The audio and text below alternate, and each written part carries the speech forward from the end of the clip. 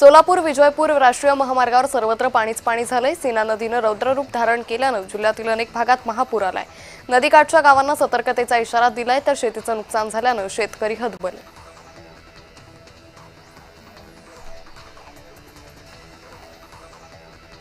शिरूर तालुक्यातील रायमोहा परिसरात अतिवृष्टी आणि पूरस्थितीमुळे खरीप पिकातील सोयाबीन, कापूस पिकांचं प्रचंड नुकसान झालंय। कापूस काळवंडलाय तर शेतात पाणी साचलंय। शेतकरी संकटात आला असून लवकरात लवकर नुकसान भरपाईची मागणी होते।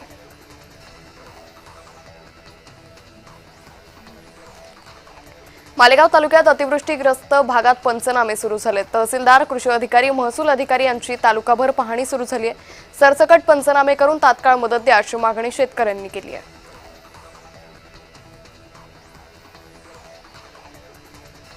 म्हाडा तालुक्यातील दारफळ गावात सीना नदीला आलेल्या पुरामुळे संसारोपयोगी वस्तू वाहून गेल्या आहेत। त्यामुळे आता जगायचं कसं आणि खायचं काय असा प्रश्न उभा ठाकलाय। सगळा संसारच पुरात वाहून गेल्यानं महिलांना अश्रू अनावर झाले।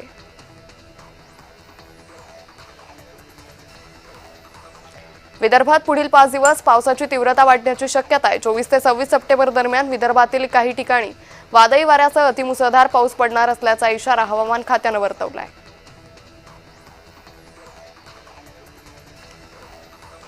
बुलढाण्यात पैनगंगा नदीत धरणाचं पाणी सोडल्यानं नदीकाठच्या शेतीचं नुकसान झालंय। या नुकसानीची भरपाई मिळावी यासाठी शेतकऱ्यांनी शेतात साचलेल्या पाण्यात बसून आंदोलन सुरू केलंय।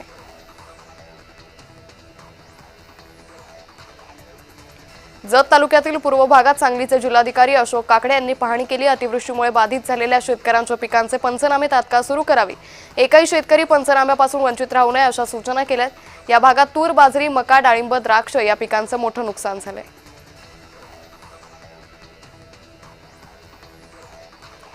पावसाची शक्यता असल्यानं चंद्रपूर जिल्ह्यातील सर्व शाळांना सुट्टी जाहीर करण्यात आली आहे। ज्या शाळा सकाळी सुरू झाल्या असतील त्यांनी सर्व विद्यार्थ्यांना सकाळी 11 वाजेपर्यंत सोडण्याचे आदेश जिल्हाधिकाऱ्यांनी दिलेत।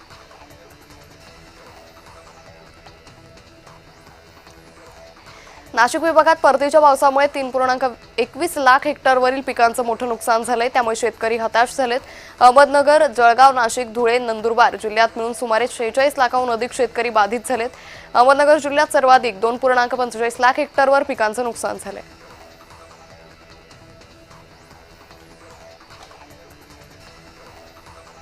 गेली काही दिवसांपासून उत्तर पुणे जिल्ह्यात सतत कोसळणाऱ्या पावसामुळे टोमॅटो बागांचं प्रचंड नुकसान झालंय। आधीच टोमॅटोला बाजारात कवडीमोल भाव मिळतोय, तर दुसरीकडे पावसामुळे टोमॅटोचा शेतातच लाल चिखल झालाय। शेतकरी संकटात असून मदतीची याचना करतोय।